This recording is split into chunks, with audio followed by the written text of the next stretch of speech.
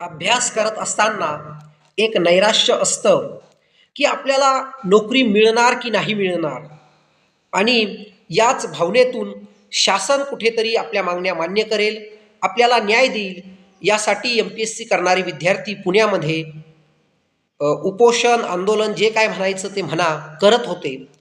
आणि त्या ठिकाणी नंतर मनोज दादा जरांगे पाटील पोहोचले.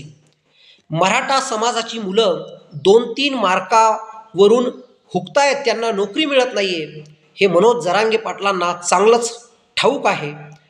परंतु ज्या ठिकाणी जरांगे पाटील पोहोचले तिथे सर्व समाजाची पोरं होती, काबाड कष्ट करणाऱ्या शेतकऱ्यांची मुलं होती आणि सरकार त्यांची दखल घेत नाहीये हे लक्षात आल्यानंतर घामाचा दाम मिळाला पाहिजे काबाड कष्ट करणाऱ्या शेतकऱ्यांच्या मुलांना, यासाठी मनोज दादा जरांगे पाटील तिथे पोहोचले.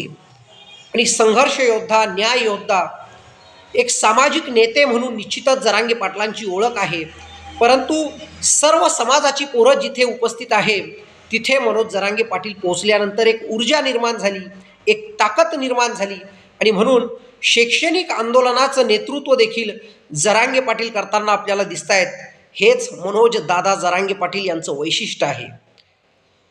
आणि म्हणून मी म्हणतोय की अशा सक्षम कर्तव्यदक्ष नेतृत्वाच्या पाठीशी अवघ्या महाराष्ट्राच्या युवकांनी उभं राहिलं पाहिजे.